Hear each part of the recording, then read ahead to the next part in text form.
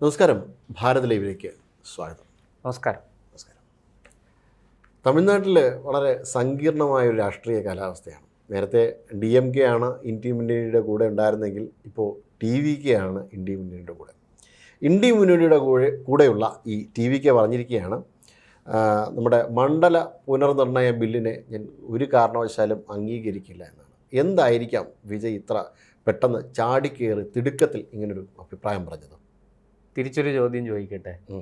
ഈ TVK അംഗീകരിക്കില്ല എന്ന് പറയാൻ TVKക്ക് എത്ര MP-മാരുണ്ട് പാർലമെൻറ്റിൽ?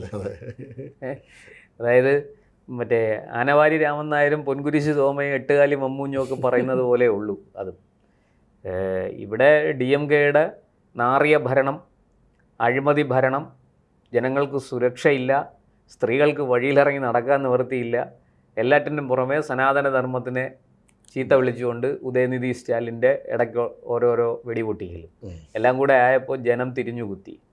അവിടെ നല്ലൊരു ഓപ്ഷൻ വേറെ ഇല്ലാത്തത് കൊണ്ട് പുതുതായിട്ട് വന്ന വിജയിന് വലിയൊരു സ്വീകാര്യത കിട്ടി.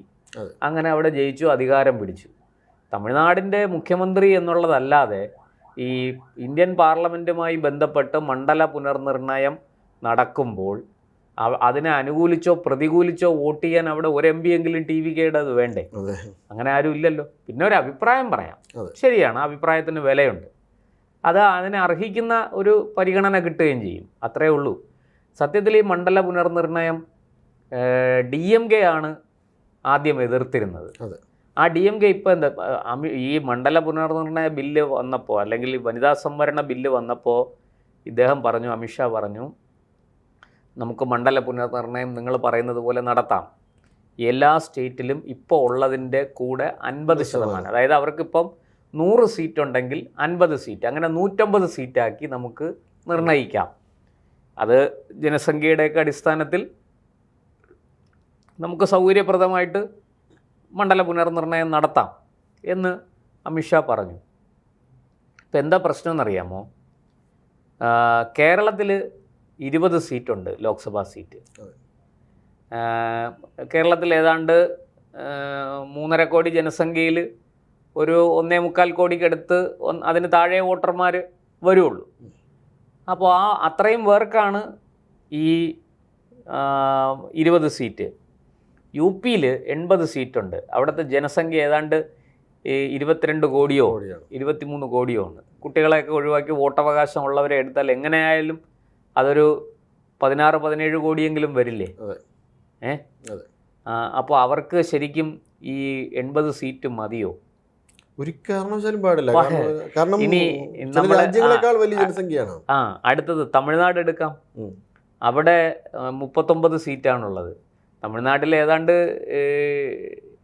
5 കോടിക്ക് മുകളിൽ അവിടെ വോട്ടവകാശമുള്ളവരുണ്ട്. അപ്പോൾ ഇങ്ങനെ ഇത് ആനുപാതികമായി എല്ലായിടത്തും വർദ്ധിപ്പിക്കേണ്ടതാണ്. അപ്പോൾ അതിന് കേന്ദ്ര സർക്കാർ തയ്യാറായിരുന്നു, ആനുപാതികമായിട്ട് എല്ലായിടത്തും വർദ്ധിപ്പിക്കുക. അതിനൊരു ഫോർമുല കൊണ്ടുവന്നതാണ് ഈ പറഞ്ഞതുപോലെ നിലവിലെ സീറ്റ് എത്രയാണോ അതിൻ്റെ 50% വർദ്ധിപ്പിക്കാം. അപ്പോൾ 20 സീറ്റുള്ള കേരളത്തിന് 30 കിട്ടും, 39 സീറ്റുള്ള തമിഴ്നാട്ടിന് 59 കിട്ടും. 20 സീറ്റ് വർദ്ധിപ്പിക്കുകയാണ്. 40-42 സീറ്റുള്ള പശ്ചിമ ബംഗാളിന് അതുപോലെ കൂടും, മഹാരാഷ്ട്രയ്ക്ക് കൂടും, രാജസ്ഥാൻ, ചുരുക്കി പറഞ്ഞാൽ എല്ലാ സ്റ്റേറ്റിനും സീറ്റ് ആനുപാതികമായിട്ട് കൂടും. പക്ഷേ ഇത് ഇങ്ങനെ സീറ്റ് കൂടിയാൽ അത് വലിയ അപകടം ചെയ്യുന്നത് ഇന്ന് നമ്മുടെ രാജ്യത്തുള്ള പ്രതിപക്ഷത്തിനാണ്. ഇപ്പോൾ ഒരു ഉദാഹരണം ഞാൻ പറയാം. കേരളത്തിലെ കഥ നമ്മളത് മുമ്പൊരിക്കൽ ഒരു ചർച്ചയിൽ ഞാൻ പറഞ്ഞതാണ്. കേരളത്തിൽ ഈ 20 സീറ്റെന്ന് പറയുമ്പം സ്വാഭാവികമായിട്ടും തിരുവനന്തപുരം ജില്ലയിൽ ഇപ്പോൾ 2 സീറ്റാണുള്ളത്, തിരുവനന്തപുരവും ആറ്റിങ്ങലും, 2 ലോക്സഭാ മണ്ഡലങ്ങൾ. ഇത് 3 ആകാനുള്ള സാധ്യതയുണ്ട്. നെയ്യാറ്റിങ്കര എന്ന് പറഞ്ഞൊരു ഇത് വരും, തിരുവനന്തപുരം എന്ന് പറഞ്ഞ് 4 നഗരസഭാ മണ്ഡലങ്ങൾ ചേർന്നൊരു മണ്ഡലം വരും, ആറ്റിങ്ങൽ അപ്പുറത്ത് വരും. ആറ്റിങ്ങലിൽ നിന്ന് കാട്ടാക്കട നെയ്യാറ്റിങ്കരയ്ക്ക് പോവും, അരുവിക്കരയും നെയ്യാറ്റിങ്കരയ്ക്ക് പോകാനുള്ള സാധ്യതയുണ്ട്, കുറേ ഭാഗമെങ്കിലും. ബാക്കി കുറച്ച് ഭാഗം ഇങ്ങോട്ട് വരും. നെടുമങ്ങാടെല്ലാം ചേർത്ത് ആറ്റിങ്ങൽ എന്ന് പറഞ്ഞൊരു മണ്ഡലം വരും.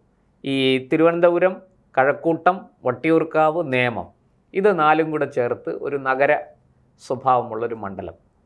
ഇങ്ങനെ വരുമ്പോൾ ഇലക്ഷൻ നടന്നാൽ ഉറപ്പാണ് BJPക്ക് ഒരു സീറ്റ് കിട്ടും. അതായത് ഈ നഗരമണ്ഡലങ്ങൾ 4 കൂടെ ചേരുന്നിടത്ത് എപ്പോഴും ലോക്സഭാ തെരഞ്ഞെടുപ്പ് കിടക്കുമ്പോൾ BJP ആണ് ലീഡ് ചെയ്യുന്നത് ഈ ഇതിലെല്ലാം. ഇപ്പോൾ കഴിഞ്ഞ തവണ ഏറ്റവും ഒടുവിൽ നടന്ന 2024 ഇലക്ഷനിൽ തിരുവനന്തപുരത്ത് മാത്രമാണ് 4000 വോട്ടിന് പുറകിൽ പോയത്.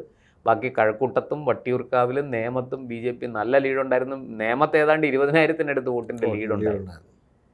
അപ്പോൾ സ്വാഭാവികമായിട്ടും ഈ കോൺഗ്രസും കമ്മ്യൂണിസ്റ്റും ഒക്കെ ഭയപ്പെടുന്നത് ഇതിനെയാണ്. കാരണം BJP അപ്പോൾ കേരളത്തിൽ ഇങ്ങനെ BJPക്ക് സ്വാധീനമുള്ള നിരവധി സ്ഥലങ്ങളുണ്ട്. ഒരു പക്ഷേ ആറ്റിങ്ങലിലും BJP ജയിച്ചേക്കാം.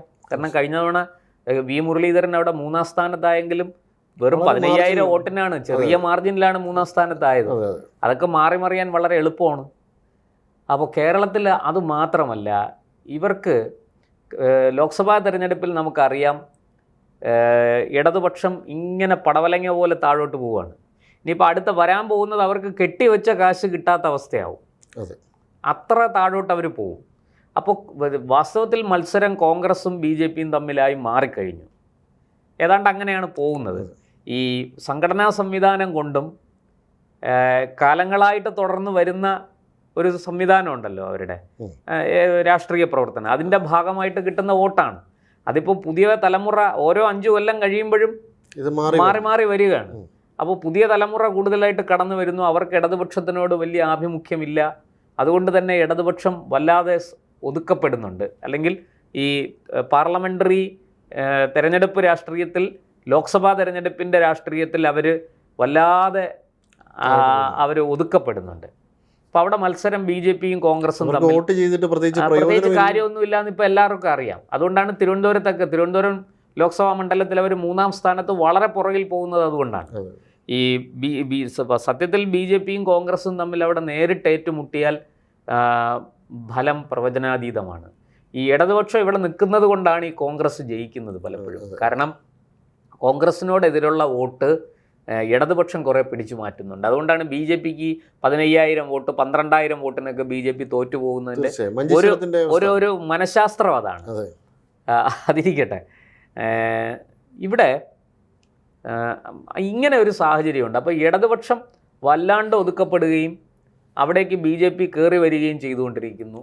അപ്പോൾ സ്വാഭാവികമായിട്ട് ഇടതുപക്ഷത്തിനും വലതുപക്ഷത്തിനും ഒരുപോലെ ഭയമുണ്ട് BJP സ്കോർ ചെയ്യുമോ എന്നുള്ളത്. ഇത് കേരളത്തിൽ മാത്രമല്ല, ഇത് എല്ലായിടത്തും ഈ ഭയമുണ്ട്. BJP കയറി വരുമോ, BJP കയറി വരുമോ.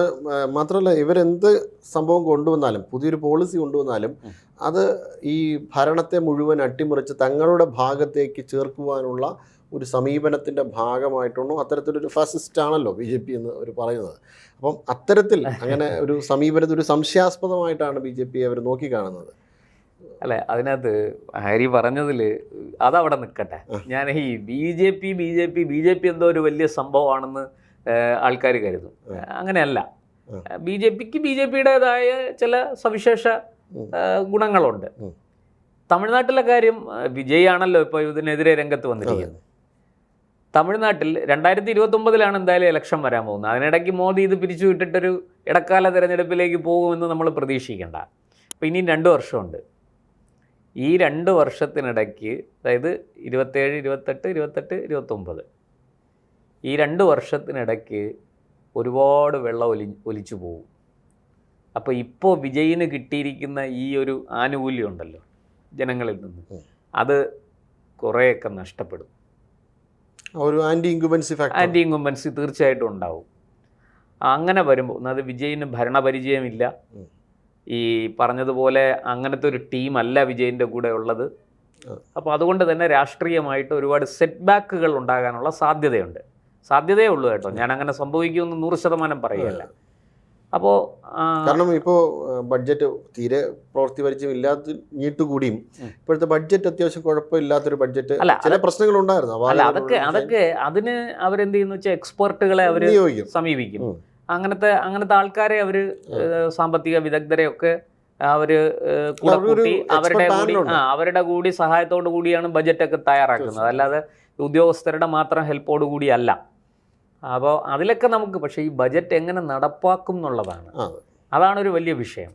ഇരിക്കട്ടെ. അപ്പോൾ ഈ 2 വർഷം കൊണ്ട് ഒരു ആൻറ്റി ഇൻകംബൻസി ഉണ്ടാകാനുള്ള സാധ്യത വിജയ് മുൻകൂട്ടി കാണുന്നുണ്ട്.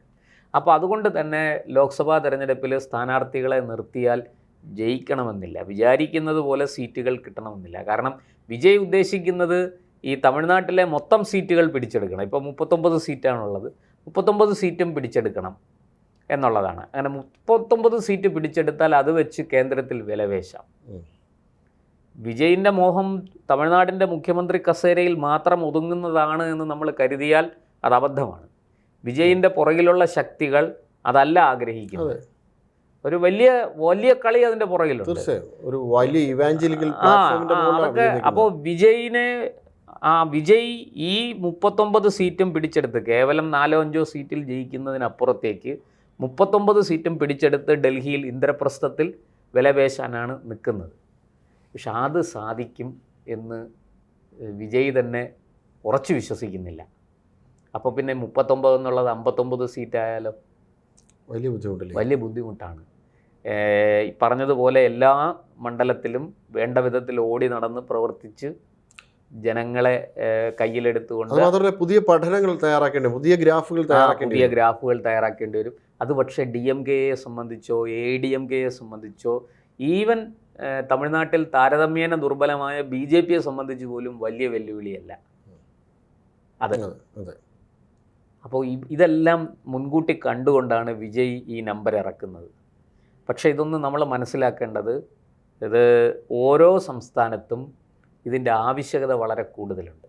നമുക്ക് ഒരു 10 ലക്ഷം പൗരന്മാർക്ക്, വോട്ടർമാർക്ക് ഒരു MP എന്ന് പറഞ്ഞാൽ നമുക്ക് പിന്നെയും നമുക്ക് സഹിക്കാം. പക്ഷെ അത് തന്നെ വലിയ യഥാർത്ഥത്തിൽ വോട്ടിൻ്റെ മൂല്യം കുറയ്ക്കുകയാണ്. ഇപ്പോൾ നമ്മൾ UPയിലൊക്കെ ചെന്ന 15 ലക്ഷം ആൾക്കാർക്കൊക്കെയാണ് ഒരു MP. 15ന് മേളിലോട്ട് നോക്കിയാൽ ഇവിടെ ശരിക്കും പറഞ്ഞാൽ 7 ലക്ഷം, പരമാവധി 7 അല്ലെങ്കിൽ 8, അതിനകത്ത് വരുന്ന അത്രയും ലക്ഷം വോട്ടർമാർക്ക് ഒരു MP എന്നുള്ളതാണ്. ഇപ്പം നമ്മൾ ചെയ്തിരിക്കുന്നത് എന്താണെന്ന് വെച്ചാൽ 7 നിയമസഭാ മണ്ഡലങ്ങൾ ചേർത്താണ് ഒരു ലോക്സഭാ മണ്ഡലം ഉണ്ടാക്കുന്നത്. അത് കുറച്ചുകൂടെ ഒന്ന് വിപുലീകരിച്ച് ഈ 7 എന്നുള്ളത് കുറച്ചുകൂടെ താഴ്ത്തി കൊണ്ടുവന്ന് വോട്ടർമാരുടെ എണ്ണം കുറച്ച്, ടോട്ടൽ വോട്ടർമാരുടെ എണ്ണം കുറച്ച് മണ്ഡലങ്ങൾ കൂട്ടിയാൽ അതുകൊണ്ട് നാടിന് ഒരുപാട് പ്രയോജനമുണ്ട്. കാരണം അത്രയും MP ഫണ്ട് ഇങ്ങോട്ട് വരും. ഇപ്പോൾ 20 MPമാർക്കാണ് ഫണ്ട് വരുന്നതെങ്കിൽ അടുത്ത തവണ 30 MPമാർക്ക് ഫണ്ട് വരും. ഇത് മുഴുവനും കേരളത്തിലാണ് ചെലവഴിക്കുന്നത്. അപ്പോൾ കുറേ കൂടെ, ഇപ്പോൾ ഉദാഹരണത്തിന് തിരുവനന്തപുരം ലോക്സഭാ മണ്ഡലത്തിൽ വരുന്ന MP ഫണ്ട് ഉപയോഗിച്ച് കഴക്കൂട്ടം തൊട്ട് പാറശാല വരെയുള്ള മണ്ഡലങ്ങൾ നോക്കണം. അപ്പുറത്ത് കാട്ടാക്കട തുടങ്ങി അരുവിക്കര വഴി അങ്ങ് വർക്കല വരെയുള്ള മണ്ഡലങ്ങൾ, വാമനപുരം വർക്കല വരെയുള്ള മണ്ഡലങ്ങൾ നോക്കണം. അപ്പം മറിച്ച് ഇത് കുറച്ചുകൂടെ ഒന്ന് ഇത് ചെയ്യുകയാണെങ്കിൽ തിരുവനന്തപുരത്ത് 2 MPമാരെന്നുള്ളത് 3 പേരായാൽ കുറേ കൂടെ ഫണ്ട് വരും, കുറേ കൂടെ ഭംഗിയായിട്ട് അത് വിനിയോഗിക്കാം. പ്രത്യേകിച്ചും നഗര കേന്ദ്രീകൃത മണ്ഡലത്തിൽ കുറേ കൂടെ കാര്യങ്ങൾ അറ്റൻഷൻ കിട്ടും. MPക്ക് കൂടുതൽ കാര്യങ്ങളിൽ ശ്രദ്ധിക്കാം. വികസന കാഴ്ചപ്പാട് കുറേ കൂടി വ്യക്തത വരും. അങ്ങനെയൊക്കെ ഒരുപാട് കാര്യങ്ങളുണ്ട്. അപ്പോൾ ഇതിനെ അട്ടിമറിക്കാനാണോ ഇവർ ശ്രമിക്കുന്നത്? അതാണ് എൻ്റെ ചോദ്യം. അല്ല, ഇത് എൻ്റെ ഒരു പ്രധാനപ്പെട്ട ഒരു സംശയം. നമ്മുടെ ഒരു ജനാധിപത്യപരമായി തിരഞ്ഞെടുക്കുവാൻ ആഗ്രഹിക്കുന്ന, അല്ലെങ്കിൽ ജനാധിപത്യ പാർട്ടികൾ എന്ന നിലയിൽ ജനങ്ങളുടെ പ്രാതിനിധ്യം കൂടുതൽ വരാനാണോ ആഗ്രഹിക്കേണ്ടത്, അതോ ജനങ്ങളുടെ പ്രാതിനിധ്യം കുറച്ചു വരാനാണോ? അതാണ് ഇത് വിജയിനോട് ചോദിക്കേണ്ട ചോദ്യമാണ്. എന്നാൽ DMK ഇപ്പോൾ പറയുന്നത് തമിഴ്നാട്ടിന് അർഹമായ സീറ്റ് വിഹിതം കിട്ടിയാൽ ഞങ്ങൾ ഇതിന് പ്രശ്നാധിഷ്ഠിത പിന്തുണയാണല്ലോ പറഞ്ഞിരിക്കുന്നത്, ഇഷ്യൂ ബേസ്ഡ് ആണ്, ഞങ്ങളിത് പിന്തുണയ്ക്കാം.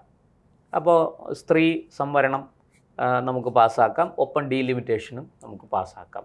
3-2 ഭൂരിപക്ഷമാണ് വേണ്ടത് BJPക്ക്. അതിപ്പോൾ ഏതാണ്ട് ഈ DMK കൂടെ ചേർന്നാൽ BJPക്ക് അത് ഒക്കും. ഇന്നത്തെ NDAയുടെ ഘടകകക്ഷികളുടെ എണ്ണം തൃണമൂൽ കോൺഗ്രസ് കൂടെ വളർന്ന് 20 പേര് ഇങ്ങോട്ട് വന്നപ്പോൾ അത് ഏതാണ്ട് 319, 324 വരെ എങ്ങാണ്ടോ ആയി നിൽക്കുകയാണ്.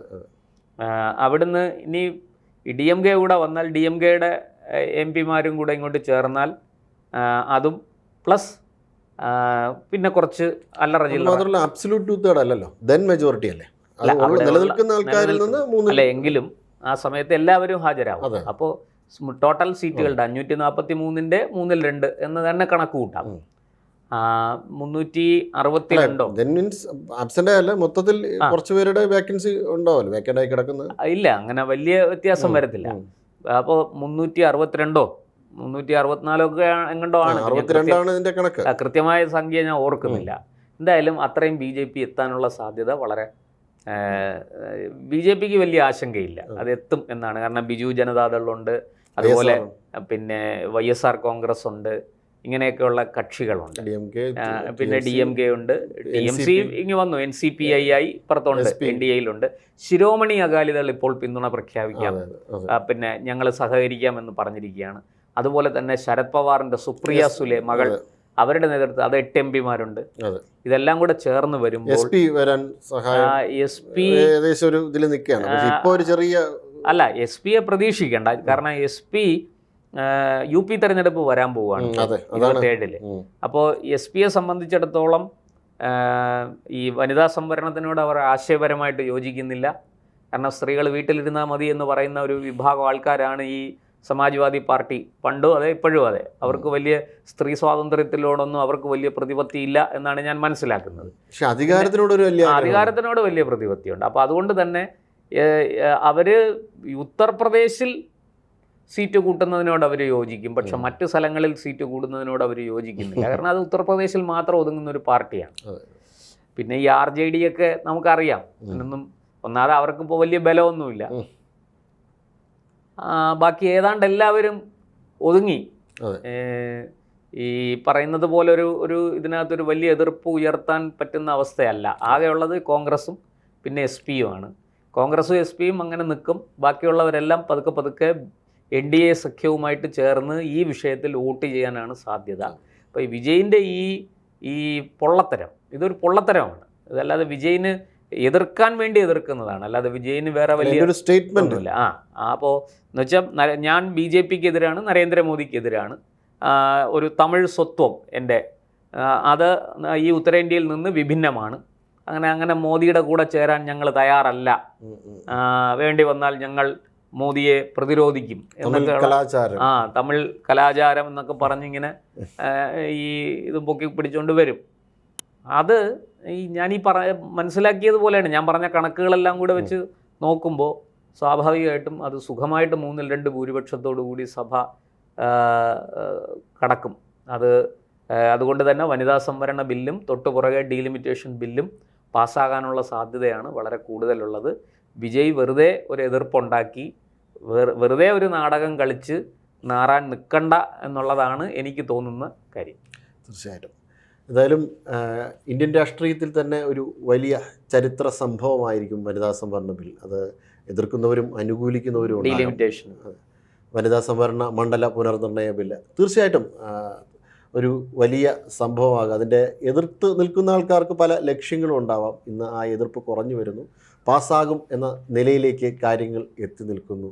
പക്ഷേ ഇങ്ങനെ പാസ്സാകാൻ നിൽക്കുന്ന സമയത്ത് അതിൻ്റെ ഇടയിൽ ചൊറിഞ്ഞ് ഇപ്പോഴുണ്ടാകുന്ന ഈ പ്രാതിനിധ്യം അതൊന്നും അവസാനിപ്പിക്കുവാൻ വേണ്ടിയിട്ട് വിജയ് തയ്യാറാകരുത് എന്നാണ് ഒരു ആഗ്രഹം.